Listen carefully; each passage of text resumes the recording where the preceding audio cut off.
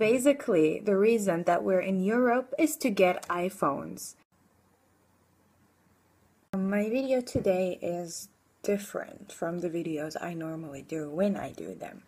And today it's kind of you could call it a comment or response for a video that I've seen yesterday or before yesterday, I don't really remember.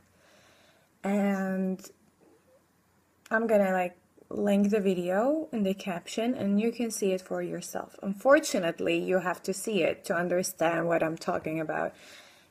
If it was up to me, I wouldn't share it, but since I'm, responding to it, I have to share it. This video is about this guy that, goes to Sweden after 20 times of, trying to get there. And when he finally got there, he decided to tell people not to go there. Why? It's because in his own twisted, funny way, he's showing that people are having, unrealistic expectations. And when he was asked, what kind of expectations are you talking about? He simply said, actually, he didn't really reply with words. He just made silly videos of him getting dollars and euros off trees and so on. Oh, I can't even. When he was asked, are you planning to go back to Syria or something? He has this weird friend that he decided to include in the videos, and his friend says, I think 80% of people are not going back to Syria. I mean, back in Syria, I had a cheap Nokia, and now I have an iPhone. I don't know about you, but me and everybody I know, we came to Europe or to wherever we ended up because we wanted to be something, we wanted to get somewhere. And doing this in a war zone or even in a country that does not see you for who you are or for your potentials, and the chances you're given does not, fit your qualifications, you will just leave, you will flee. And now that it is in a war zone, then you can forget about it. Everyone I know who made it to Europe or to the US or Canada or wherever, they're trying to be something and to make something out of themselves. And, reach somewhere with what they had left when they already lost time, or family members or family members, a mother, a father, a brother, a friend. They're trying to get somewhere and to get over what they've seen and gone through. And you're not helping. You are not reflecting the agony they're in. When you undermine the suffering and the crisis that a whole nation is going through, and you make it sound that people who are going to Europe or the US or whatever, leaving everything behind, if they still had something to leave behind, you're just making them look ridiculous and purely materialistic. You basically undermined the suffering and the crisis that a whole nation is going through with your stupid video. And I cannot believe that BBC actually included all of this in this whole video thing. What are you doing? I'm gonna be shallow as he was in his videos, and as shallow as the BBC to actually include something like that in a reportage and, say that iPhones have been in Syria since 2008. Okay, not in Syria, people got them from the US, okay? But if you couldn't get an iPhone for yourself since then, it's your problem and it's not a whole nation's problem.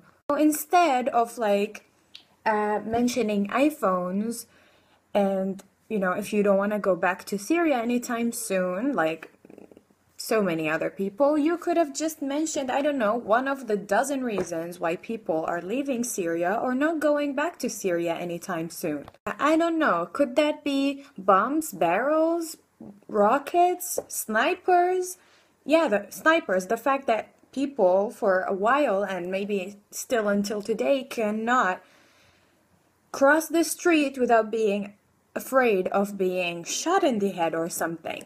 Could it be the high crime rate? Could it be that people are being bombarded while, I don't know, buying vegetables in a market? Could it be kidnapping or that women are being raped in jails? There are more than a dozen reasons you could have mentioned. Even people who are still alive, they are suffering, they are living in very difficult circumstances. Some of them are, one of them is like deprivation of electricity and water. People have been living without water for, I don't know, days now. And they are trying to survive this. And once they have the opportunity to escape this, they will, because they have dreams, they have things they want to be, they have places they want to get to. So, yeah. I just want to tell the people who watched your video and who started leaving comments on your YouTube video, which I saw coming, you know? I saw your video and I thought, oh, now all the racists and the xenophobics will find this the perfect opportunity to say why they don't want foreigners in their countries. And you gave it to them on a silver plate. I just want to tell these people, you know, there are good and bad people everywhere. There are extremists everywhere. And there are educated people everywhere. And there are people who have dreams and want to get somewhere everywhere. And they come from everywhere. So don't paint everyone with the same brush, and don't take this video and consider it as the answer to the question of why people are leaving Syria and not going back anytime soon. Because the answer is very simple. We have dreams, we want to make them true, we want to get somewhere, and we want to find somewhere safe. They want to sleep feeling safe. They don't want to sleep not knowing if they're gonna wake up tomorrow because their whole house might be bombarded.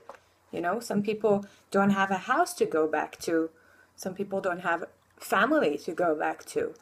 So once you're giving a place with a chance to start over, you take it. And people who are getting money from the government for now until they could stand on their feet and start again, one day they will, you know, they will stand on their own feet and they will probably pay this money back. And because there are so many types of payments that are given to, you know, people who come from a war zone.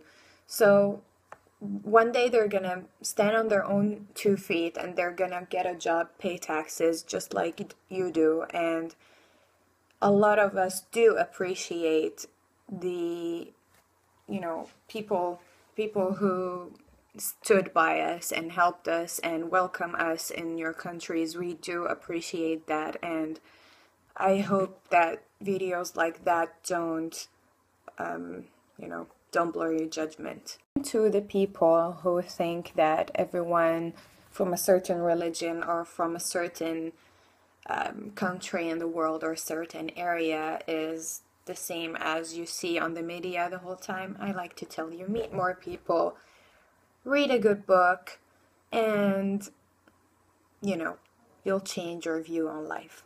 And to the Syrians, if you cannot reflect what your country is going through, if you cannot give a beneficial thing to the situation, stay off cameras. You can make funny videos, you know, that make people look good and, you know, don't screw them over where they're staying. I have nothing against you, and social media is a free place. You can do whatever you want. But when you talk about a whole nation, when you represent a whole nation and you get the chance to be on BBC reflecting the agony and the sadness and the suffering of a whole nation for more than 4 years, you have to be a little bit more careful in the content of your videos, because there are like 1,000 types of people watching you who understand English. They understand English and they see us now as purely materialistic and useless thanks to your video. I know that I'll probably get so much hate and comments, you know, if this video somehow goes viral or something, but you know, like people saying, people who like him or whatever, his friends, it's not about him. I don't know him. I don't hate him. I have nothing personal with him. It's just about the content of the video and the fact that it undermined a lot of what Syrian people are going through. And yes, I am living here. I am living my life because I appreciate that I have the opportunity to do so. But that still doesn't mean that I don't care about what's going back there. It doesn't mean that it doesn't hurt me that I don't really have a country to go back to and so on. People's circumstances and life conditions are different, families are different, and so on. So, and I think I said, a lot. And I could have made this video using Arabic and not English, but I chose not to because the same people who unfortunately watched the BBC video and, started getting all these weird thoughts should also listen to the story from multiple sides and from multiple people. And if you want the final answer of why people are fleeing their countries, you can just watch the news. Usually don't make response videos. I don't care about that. I don't care about this whole being a YouTuber thing or a social media star. I don't care. I couldn't see this video and not respond to it because it touched me somehow. Didn't touch my heart. I meant it touched my whole situation. And I had to say what I thought and to correct some of the misconceptions that this video could lead people to. And yeah, that's all. Thanks for watching.